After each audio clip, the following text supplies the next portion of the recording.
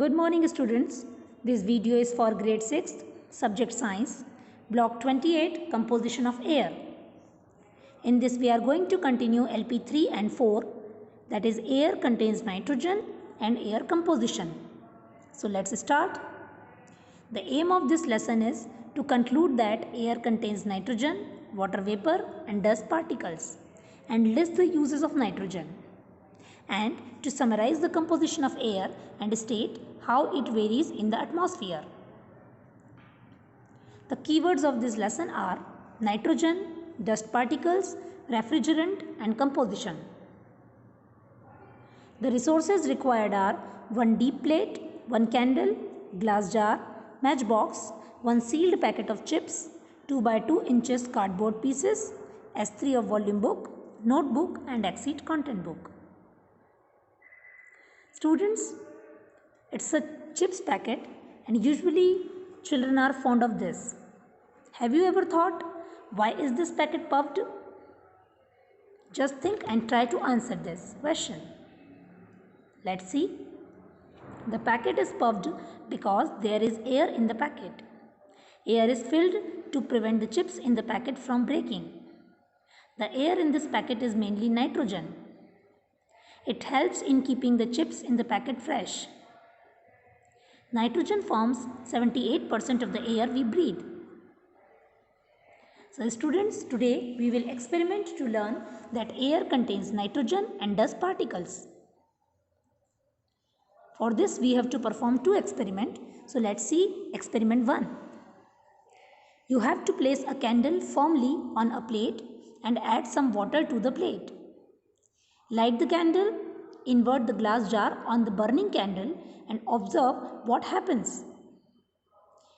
Read the section Air contains nitrogen from the Exceed content book. Now this is the picture which is showing the experimental setup. You just do this experiment according to the instructions and observe it carefully. Now this is the experiment 2nd. For this you have to take 3 cardboard pieces, apply Vaseline over it and put them in different areas, like one in car parking, one near the window and one in the bedroom of your house. Observe them after some hours. Now for performing this activity, you just pause your video and after completion of this activity and observation, you again resume the video. Now there are some questions based on activity. Try to answer these questions. What happened when the jar was inverted over the burning candle? Why did the water level rise in the jar? Why did the water level not rise all the way up in this jar? Which other gas could be present in the jar? What happened to the cardboard pieces kept in car parking, near the window and in the bedroom? Which one is the dirtiest? So let's try to answer these questions and see. When the jar was inverted over the burning candle, the candle is stopped because oxygen in the jar was used up. The water level rose in the jar to replace the lost oxygen. However, the water level didn't rise all the way up because of gases other than oxygen still present in the jar. This gas is nitrogen. And in the another activity, the cardboard pieces with Vaseline attracted dirt present in the air. How do we know that air contains nitrogen? What are the properties of nitrogen? What are the uses of nitrogen? And what are some other things present in the air? So let's see, students. When a lighted candle is allowed to burn in a specified amount of air, only part of the air, that is oxygen, is used up during the burning. Students, we already discussed that for the burning process oxygen gas is required. Now the other part which does not support burning is largely nitrogen in the air. Nitrogen is a colorless, tasteless and odorless gas. Nitrogen is found on the earth in abundant quantity and is used for many things. It is used for making fertilizers, for the preservation of fresh foods, in manufacturing of stainless steel and reducing fire hazards. Liquid nitrogen is used as a refrigerant to keep the things cold. Air also contains dust particles, oxygen, carbon dioxide and water vapor. Now, why do farmers need to turn the soil over before planting new crop? Students, this process helps to make the air flow inside the soil and helps in the breaking down the fertilizers so that the plants can absorb it easily. When the air in the soil flows, the nitrogen in the air mixes with the soil and acts as a fertilizer. So usually this is a common practice by the farmers to turn up the soil before planting the new crop. Now we will discuss about the LP4, that is air composition. Students, just see this graph which is indicating the percentage of different gases in the air. This actually indicates that air contains oxygen, carbon dioxide, nitrogen and dust particles. Nitrogen is most abundant in the air, followed by oxygen, and the percentage of nitrogen in the air is 78%. Oxygen is 21%, carbon dioxide is 0.03% and other gases including noble gases will be 0.9%. Now, is the composition of air same everywhere? What does it depend upon? Give some examples. Students, the composition of the air is not same everywhere. Location and temperature of a place affects the amounts of water vapor in the air. In deserts and at cold places, the content of water vapor can be very less, but in warm and humid places, the air may contain much more water vapor. In cities, there is a lot of pollution from fuel burning. This increases the amount of carbon dioxide, dust particles and other harmful gases in the air. While in the forest, there is a good balance of oxygen and carbon dioxide in the air and less of dust particles. I think you know the reason why forests are having balance between carbon dioxide and oxygen.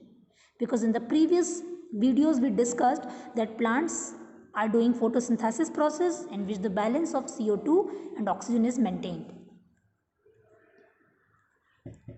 Now, why do divers need an oxygen tank?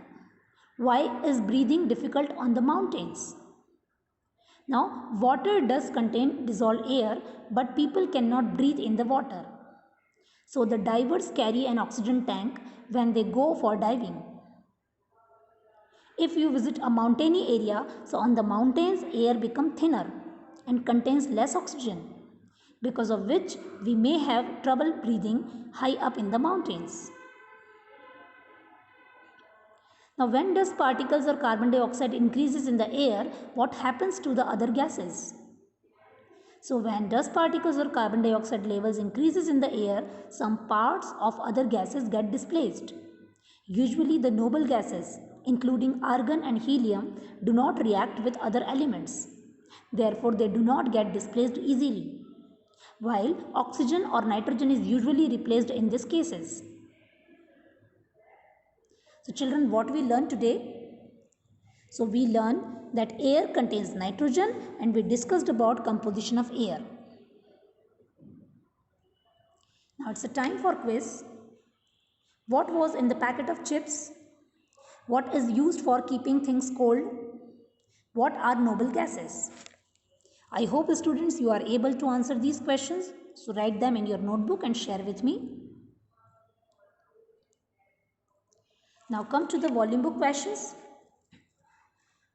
The first question is, draw a diagram to prove that air contains nitrogen. So students, for this you have to mention experiment number 1 which we discussed in the video.